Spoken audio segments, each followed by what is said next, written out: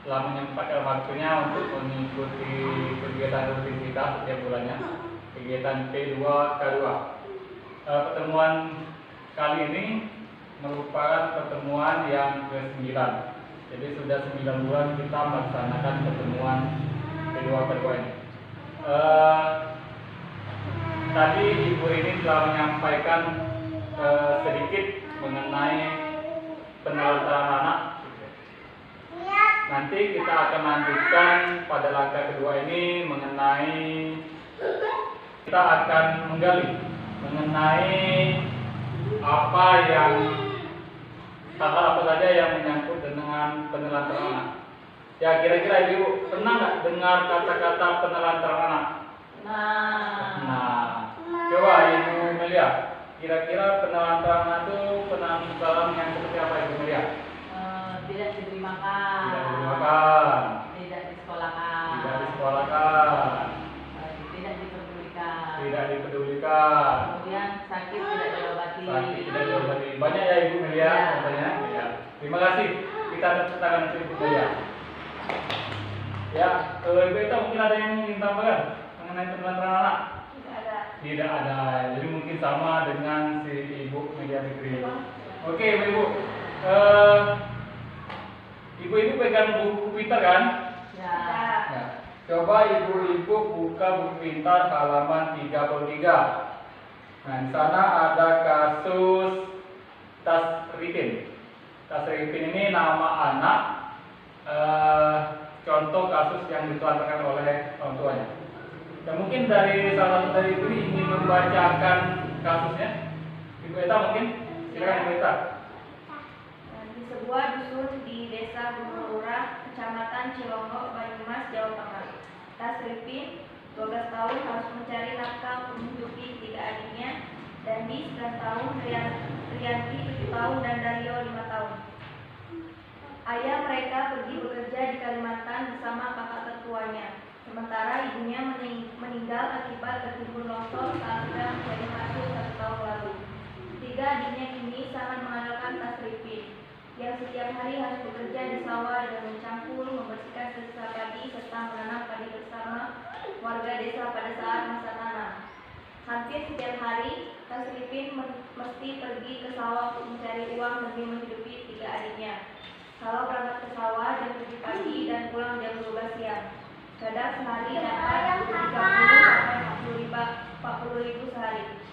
Itu beli beras dan sayur, sisanya untuk jajan adik. Jelas bocah yang sangat putus sekolah itu. Pagi sebelum dia berangkat ke sawah, Tasripin harus memasak nasi dan sayur untuk adik-adiknya.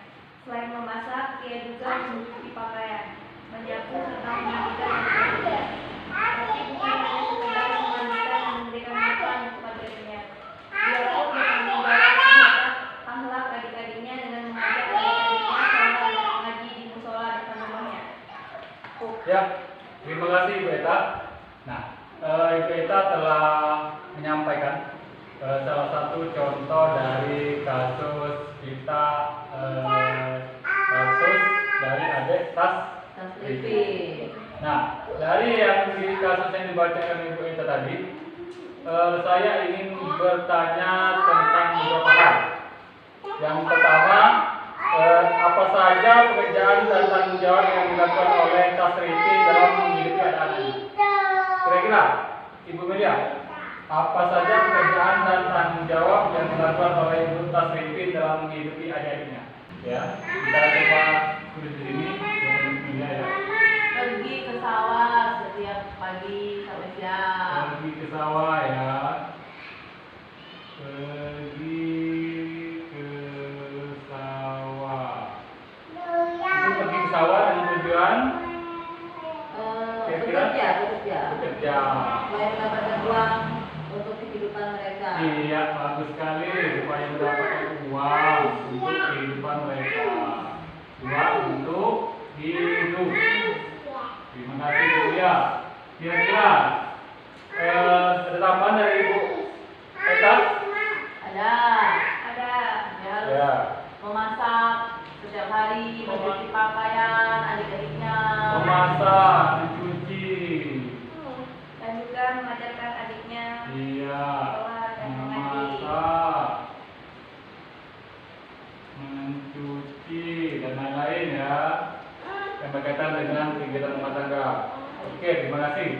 Kemudian saya ingin tanya lagi, apakah yang dilakukan tersebut layak dilakukan oleh anak seusia? Tidak. Tidak. Oke, ini jawaban pertama ya. Kita anggap ini jawaban pertama, ini jawaban kedua. Tidak layak ya? Tidak layak. Karena apa itu tidak layaknya dulu ya? Karena masih kecil, masih anak-anak di bawah umur. Karena masih anak bawah umur.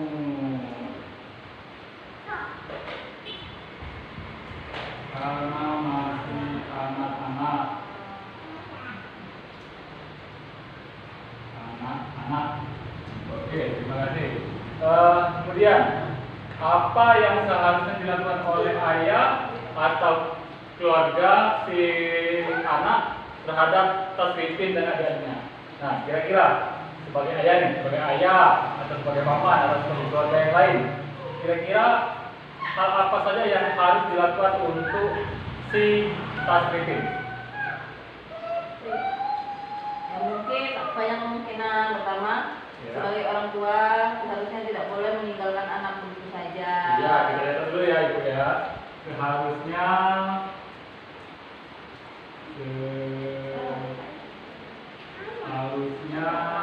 tidak Meninggalkan. pergi ya. Tidak pergi. Oke, terus Ibu ada lagi. Yang lain. Atau walaupun jika terpaksa pergi, anaknya diajak. Oke, kalau terpaksa pergi, Kemungkinan.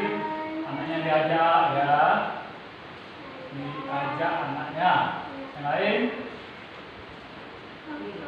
Atau orang lain bisa membantu adiknya itu gimana itu? Ya mungkin ada keluarga lain, ada family Ya.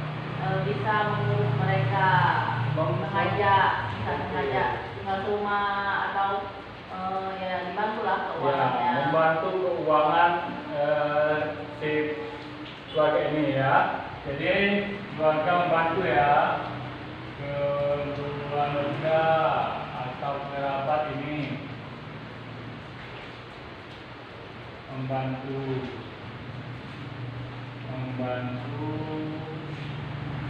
keuangan seperti ini tadi. Oke, ini sudah jawab, kita kasih tepuk hebat dulu untuk Ibu Belia. Hebat, Hebat, hebat. hebat, hebat, hebat. Oke, terima kasih. Ya, selanjutnya ya Ibu. Dari jawaban-jawaban Ibu ini, kira-kira kita bisa menyimpulkan apa ya Ibu? Ya, kita bisa menyimpulkan langkah-langkah yang semestinya atau tindakan-tindakan yang semestinya dilakukan oleh keluarga Ibu ya.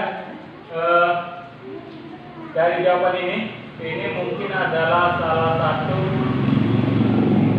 hal yang dilakukan oleh tasrifin dan kemudian layak atau tidaknya oleh tasrifin itu dilakukan oleh tasrifin pada kasus ini. Kemudian apa yang seharusnya dilakukan oleh keluarga gitu ya Ibu. Nah, dapat kita simpulkan Bu, ini merupakan contoh penelantaran yang dilakukan oleh sang ayah terhadap anak-anak. Ya, karena sang ibu telah meninggal dunia terkena bencana longsor dan kemudian bapak pergi ke Kalimantan untuk mencari uang, entah itu mencari uang entah itu kenapa, tapi yang jelas tasrifin dan anak-anaknya itu tidak diurus oleh bapak. Ya Ibu, dapat kita simpulkan penelantaran ini mempunyai pengertian seperti yang ada pada Richard 02 ini ya. Penelantaran anak itu berarti tidak dilakukannya kewajiban dan tanggung jawab orang tua dan pengasuh dalam memenuhi kebutuhan dasar anak baik fisik, psikis, rohani maupun sosial. Ya, jadi segala sesuatu yang berkaitan dengan kebutuhan dasar baik fisik, psikis, rohani maupun sosial yang tidak dipenuhi oleh orang tua atau pengasuh itu termasuk penelantaran anak. Bagus sekali. Di sini ada pengertian penelantaran anak. Anak telantar adalah anak yang karena suatu sebab orang tuanya melalaikan kewajibannya, ya, sehingga kebutuhan anak tidak dapat terpenuhi dengan wajar atau baik secara rohani, jasmani maupun sosial. Ya Ibu, ini tertera dalam pasal 1 Undang-Undang 4 tahun 1979. Beberapa contoh penelantaran ya, kita ambil dari besar saja. Penelantaran fisik, ya, penelantaran fisik itu jadi tidak memberikan makanan yang sehat atau makanan bergizi terhadap anak, itu termasuk penelantaran fisik. Kemudian penelantaran mental. Penelantaran mental itu termasuk tidak memberikan pendidikan, tidak memberikan kasih sayang, ya, itu termasuk penelantaran mental. Kemudian penelantaran spiritual, ya, penelantaran spiritual ini orang tua tidak mengenalkan nilai-nilai baik atau moral-moral baik yang ada dalam masyarakat tempat kita hidup, tidak tahu apa yang baik ataupun yang buruk, bersikap yang baik atau buruk di lingkungan masyarakat. Kemudian penelantaran sosial. Nah, penelantaran sosial ini seperti yang terjadi pada kasus film ini, orang tuanya meninggalkan begitu saja sehingga anak tidak terurus dan terletak di mana saja. Ya, nanti contoh-contoh ini akan lebih dijelaskan lagi oleh rekan kami. Memasuki langkah ketiga yang akan dilanjutkan oleh saudara Renca. Sampai di sini Bu, ada yang ingin ditanyakan atau ada yang ingin dibahas lebih lanjut? Ya. Tidak ada. Ibu Eta, gimana Ibu Eta? Tidak ada. Kalau tidak ada, kita lanjut saja ke berikutnya yang akan dibawakan oleh Bapak Renca. Pertemuan kali ini saya ucapkan terima kasih atas waktunya. Nanti di bulan depan kita akan bertemu lagi pada sesi ke-10 atau modul berikutnya. Itu ya Ibu. Saya akhiri Ibu. Bila kita berdoa, Assalamualaikum warahmatullahi wabarakatuh. Waalaikumsalam.